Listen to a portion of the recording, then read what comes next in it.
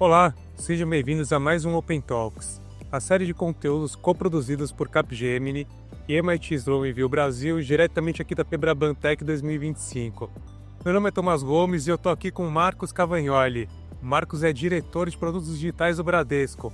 Marcos, tudo bom? Muito prazer ter você aqui. Prazer, muito obrigado pelo convite. Um prazer estar aqui com vocês, podendo bater um papo, conversar sobre esses artefatos. Marcos, terminou de fazer essa imersão, esse mergulho nos 25 artefatos de futuro que a Capgemini produziu. Eu queria que você falasse um pouco sobre o que te chamou mais atenção nesse material e o que você acha entre os pontos que ele levanta, que é mais urgente, que de maneira geral as instituições do setor financeiro não estão olhando com a atenção que elas deveriam.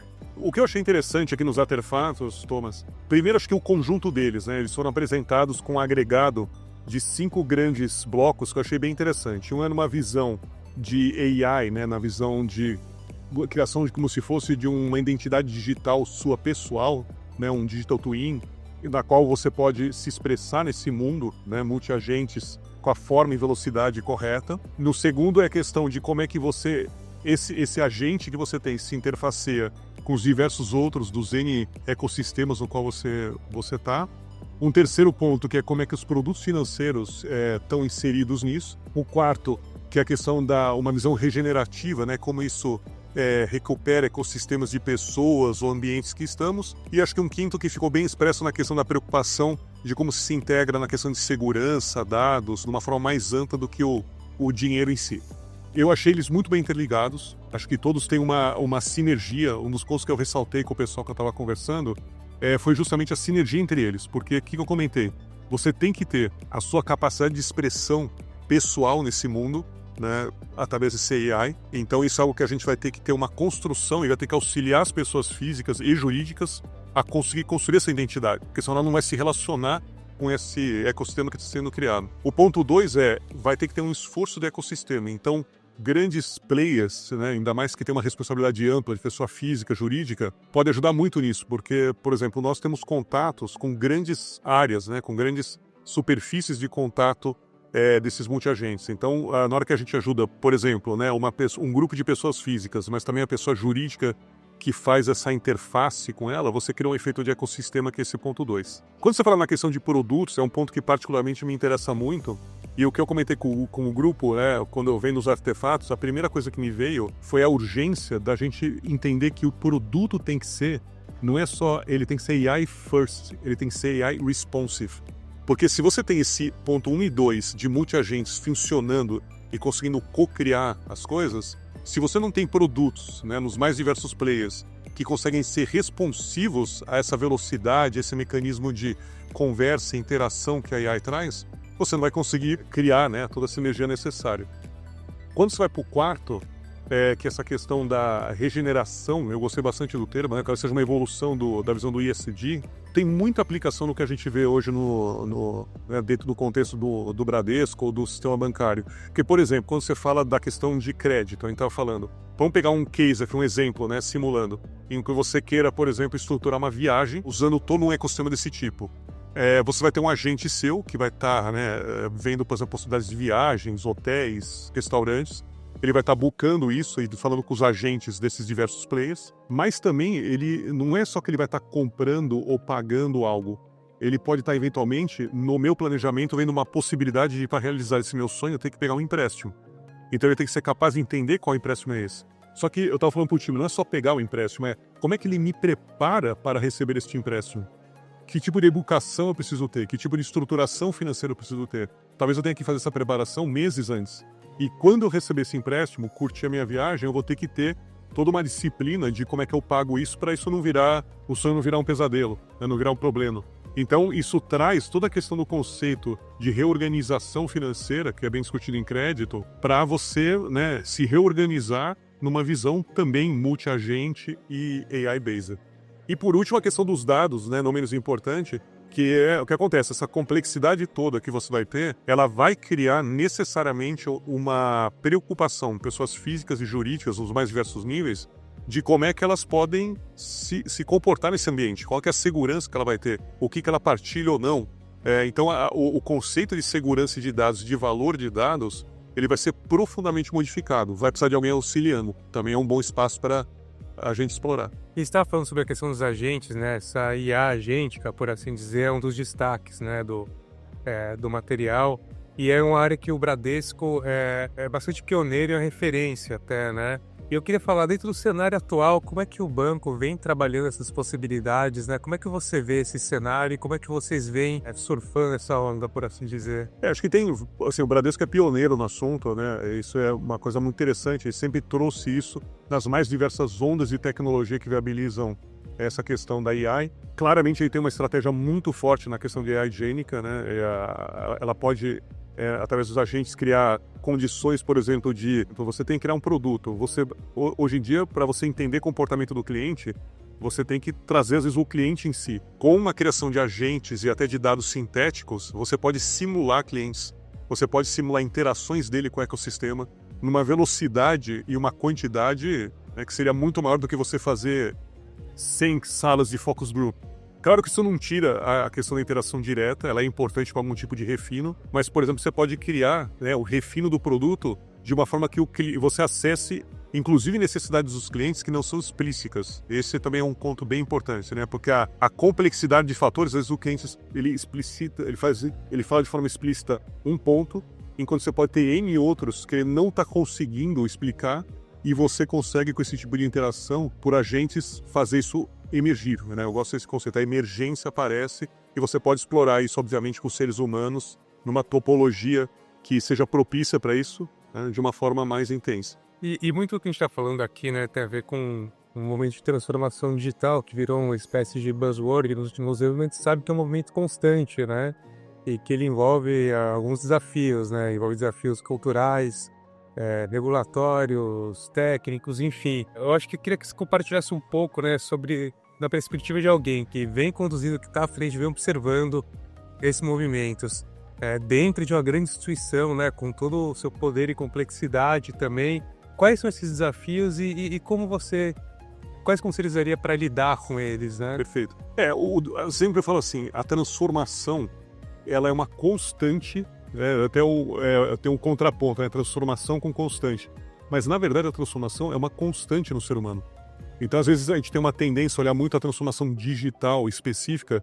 Eu gosto muito de estudar o assunto de transformação, de evolução, e é interessante você olhar ciclos passados para, às vezes, você modelar um pouco. Por quê? Eu costumo falar, nós continuamos sendo Homo sapiens, né? Apesar de, às vezes, ter uma tecnologia diferente, a gente, em termos de evolução, né, biologicamente, a gente continua sendo. Então, as nossas respostas ainda são muito baseadas nesse contexto que a gente tem. Por que eu trago isso? Porque na hora que você olha as transformações que aconteceram desde a Revolução Industrial, volta para trás, desde a Revolução da Agricultura, 10 mil, 15 mil anos atrás, o ser humano sempre foi exposto a isso. E normalmente é o quê? É porque você tem uma convergência de fatores que acabam, né, às vezes necessidades externas, pode ser clima, N coisas que acontecem, que exigem da nossa parte uma alteração e uma evolução, uma pesquisa de tecnologia. Que eu falei, tecnologia pode ser desde o arado, né, que também foi uma grande transformação, até agora AI agêntica. Então, quando você olha isso, você fala, poxa, o que a gente pode aprender, né, nessa história toda? Por isso que eu gosto de pesquisar. E o ponto-chave em tudo isso é assim, existe um momento em que você tem aquele susto, você tem aquela desconfiança, né, você tem ciclos que são quase repetitivos. Se você olhar desde coisas de centenas de anos atrás até coisas de poucos anos atrás. Então você tem que ter uma parte muito forte e central que é de preparação de pessoas. Então você me pergunta assim, um grande ponto-chave é a preparação de pessoas. Treinamento, trabalhos de gestão cultural, de evolução cultural, uma coisa importante que nós estamos fazendo, né, de apoio, porque as pessoas precisam de apoio para fazer essa transição. Então não é algo que você chega, coloca, as pessoas precisam de apoio, passo a passo, step by step, para chegar nesse ponto. E aí, com isso, você consegue fazer com que essa evolução, que não é linear, né? Então também é outro ponto importante. Se vocês acham, eu vou fazer isso, vou colocar aquilo, vai dar certo. E se deu um passo errado é porque não funciona. Não é isso. Essa evolução, ela funciona muito mais num gráfico assim de subidas e descidas e no médio e longo prazo você vê uma grande transformação do que se você olhar no micro, né, no espaço muito curto de tempo. Então, eu diria assim, uma visão muito focada em pessoas, tem que ser a tecnologia, quanto mais avançada, ela exige que nós sejamos mais people-centric. Então, uma tecnologia tão avançada quanto a AI generativa, AI agêntica, ela exige que sejamos ainda mais focados em pessoas. A pressão sobre a questão de pessoas vai ser maior. Então temos que ter isso. E dois, né, para deixar algo aqui sucinto, essa questão de visão estratégica. Vão ter passos para frente e para trás, você precisa ter uma visão de médio e longo prazo, mensurar as conquistas, né, e erros e acertos no curto, conseguir, claro, empilhando resultados de curto prazo, mas vendo o que isso causa no médio e longo para você não correr o risco de parar alguma coisa no curto e perder uma jornada mais longa estratégica. E seguindo essa trilha de pensamento, né, como é que a gente transforma essa visão estratégica em produtos que cheguem na ponta final, ou seja, no cliente, ou nos colaboradores, né? E acho que principalmente como é que se estabelece ali um roadmap de prioridades que separe, né, o que é hype, mas o que pode gerar um impacto real no negócio. Você tem duas coisas que acabam dando efeito hype, né? E algumas delas podem ser evitadas. Tem uma parte que é natural de você ter hypes que alguns progridem, outros não, que é a questão assim, eventualmente você tem algumas escolhas de tecnologia que podem não maturar. E você tem que estar aberto a monitorá-las, isso é importante, né? Você tem que monitorar, entender os graus de maturidade que elas estão, qual que é o maturity model delas, em que ponto elas estão, e você ir trabalhando elas dessa forma. Então essa consciência é importante, a consciência de que nem tudo, na verdade a grande maior parte não vai prosseguir, mas você tem que explorar o todo para poder encontrar as que vão progredir, não. Uma vez eu li um artigo que é interessante, que fala assim, eu tenho certeza que a grande maior parte não vai funcionar, o problema é que eu não sei qual que vai. Então o que acontece? Você não pode falar, eu vou ver só essa, porque o risco é muito alto. Porque se ela não for aqui não acontecer, você perdeu as outras 10 ou 100 que estavam do lado. Então você tem que ao mesmo tempo ter a capacidade de ver de uma forma ampla e às vezes fazer algumas convergências objetivas para testar mais profundamente algo. Então eu sempre recomendo, você tem que ter um método, um modelo de monitoramento de tecnologias, maturidade delas. 2, você tem que ter um método de convergências de tempo em tempo para testes mais profundos e com erros e acertos e com isso ver qual que progride ou não. Terceiro, uma grande visão de mercado, porque tem muitas dessas coisas que você não faz sozinho, pode dar certo para mim, mas se no ecossistema não der, exemplo, aquele ponto 2 que a gente falou, ele morre. Né? E tem N tecnologias, né, desde videocassete, você tem os cases que falam, não, mas a tecnologia é melhor. Fala, tá, só que ninguém usa. Então você pode ter uma fita, né, você pode ter um padrão de fita de vídeo que era o melhor que tinha, lembra? E não progrediu porque o problema é que o ecossistema não usou, pronto. Não é questão de ser melhor ou não. E tem uma outra questão que tem que caminhar em paralelo a isso, que é a questão assim, de dores e potenciais ganhos reais dos usuários, das pessoas que usam, né? Você não fazer só a tecnologia pela tecnologia, mas sempre acoplado ao quê? A dores explícitas e sempre também em oportunidades de melhoria não explícitas. Porque às vezes a gente vai muito assim, o cliente pediu tal coisa. É importante ver isso, claro. Mas ele pode não estar pedindo explicitamente o que é melhor, ou o que vai dar mais impacto, ou o que vai fazer o teu produto ser 2 vezes melhor do que aquele que foi explicitamente falado. Então essa capacidade de teste de necessidades e dores não explícitas também é extremamente importante, e é um ponto onde você ter também agentes multi-perfis trabalhando pode ajudar bastante na questão de descoberta e aceleração. Marcos, ótimo, muito obrigado pela conversa. Muito obrigado pela conversa. Obrigado também por compartilhar sua visão estratégica e esses insights com a gente. Muito obrigado também. Para você que acompanha até aqui, muito obrigado por acompanhar mais o Open Talks. Até a próxima, pessoal.